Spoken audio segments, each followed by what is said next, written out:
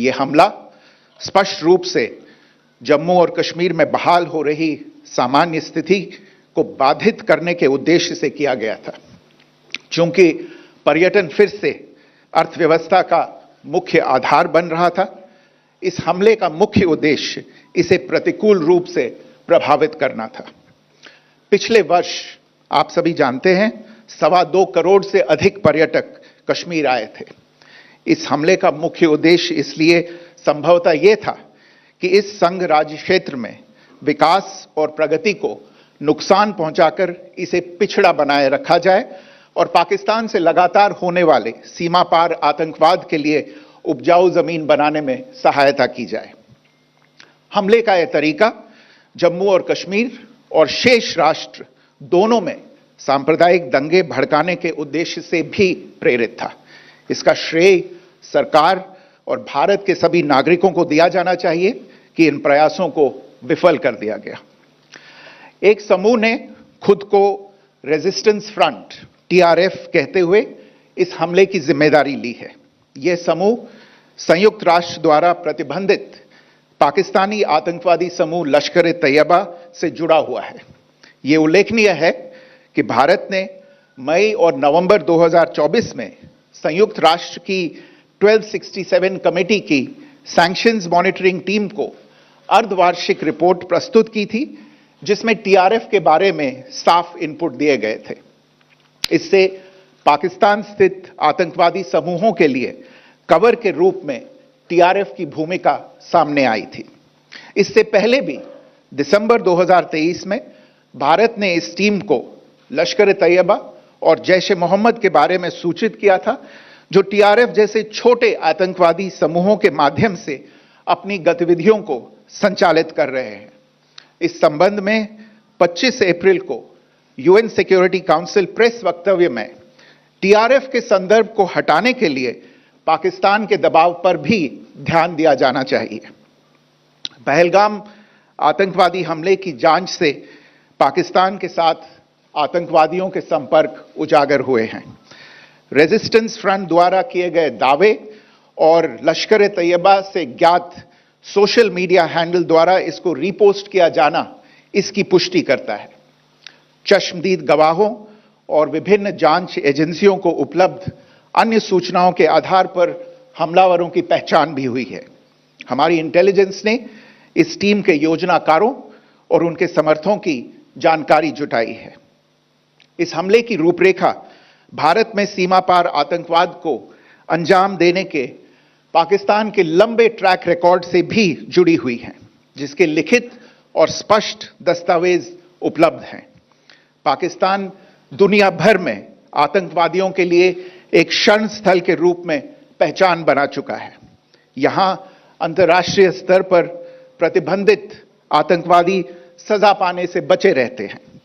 इसके अलावा पाकिस्तान ने इस मुद्दे पर विश्व और फाइनेंशियल एक्शन टास्क फोर्स जैसे अंतर्राष्ट्रीय मंचों को जानबूझकर गुमराह करने के लिए भी जाना जाता है। साजिद मीर का मामला, जिसमें इस आतंकवादी को पाकिस्तान ने मृत घोषित कर दिया था और फिर अंतर्राष्ट्रीय दबाव के परिणाम स्वरूप वो जीवित पाया गया, इसका सबसे स्पष्ट उदाहरण है। यह स्वाभाविक है कि पहलगाम में हुए इस हमले से जम्मू और कश्मीर के साथ साथ भारत के अन्य भागों में भी आक्रोश देखा गया। हमलों के बाद भारत सरकार ने स्वाभाविक रूप से पाकिस्तान के साथ संबंधों को लेकर कुछ कदम उठाए। आप सभी उन निर्णयों से अवगत हैं जिसकी घोषणा 23 अप्रैल को की गई थी। तथापि यह आवश्यक समझा गया कि 22 अप्रैल के हमले के अपराधियों और उनके योजनाकारों को न्याय के कटघरे में लाया जाए।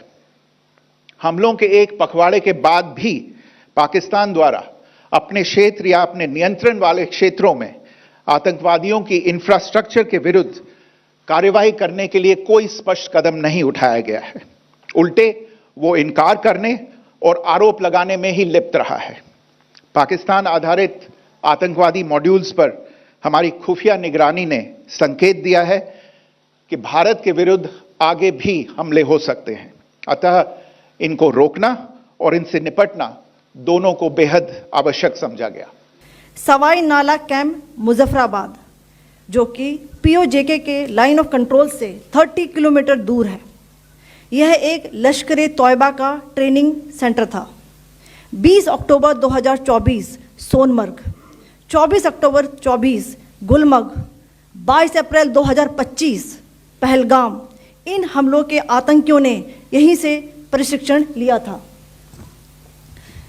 सैयदना बिलाल कैंप मुजफ्फराबाद, यह एक जैश-ए मोहम्मद का स्टेजिंग एरिया है।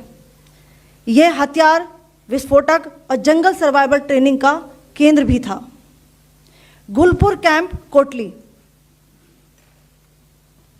यह एलओसी से 30 किलोमीटर दूर था। लश्कर-ए-तौयबा का बेस था जो रजौरी, पुंछ में सक्रिय था। 20 अप्रैल 2023 को पुंछ में और 9 जून 2024 को तीर्थ यात्रियों के बस हमले में यहीं से आतंकी को ट्रेन किया गया था।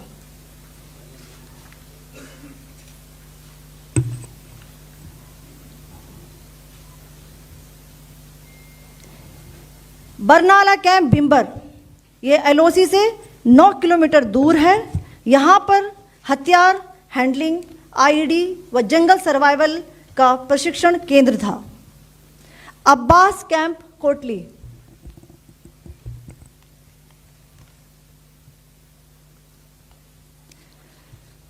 यह एलओसी से 13 किलोमीटर दूर है। लश्कर-ए-तौयबा का फिदाइन यहाँ तैयार होता था। इसकी कैपेसिटी 15 टेररिस्ट को ट्रेन करने की थी।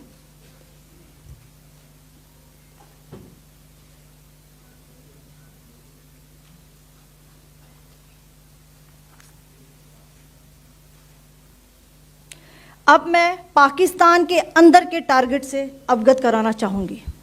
पहला, सर्जल कैंप सियालकोट,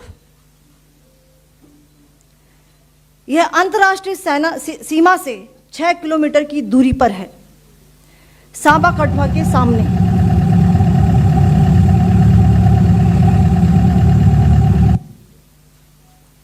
मार्च 2025 में जम्मू एंड कश्मीर पुलिस के 4 जवानों को की जो हत्या की गई थी, उन आतंकवादियों को इसी जगह पर ट्रेन किया गया था। दूसरा, महमूना जाया कैंप सियालकोट, यह 18 से 12 किलोमीटर आईबी से दूर था।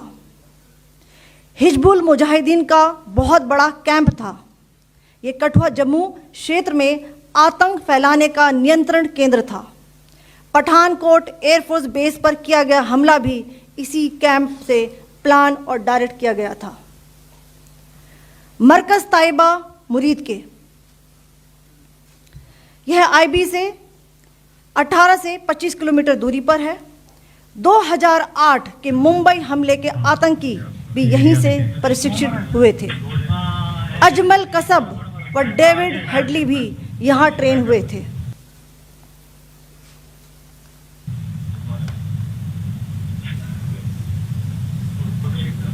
आगे दूसरा आया।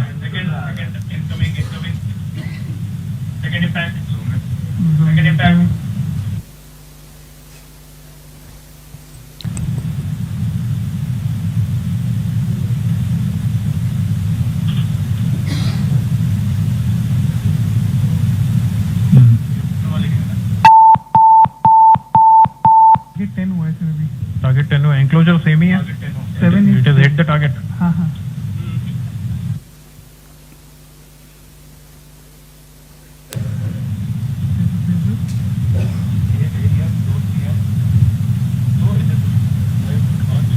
आ गया सर, इम्पैक्ट आ गया।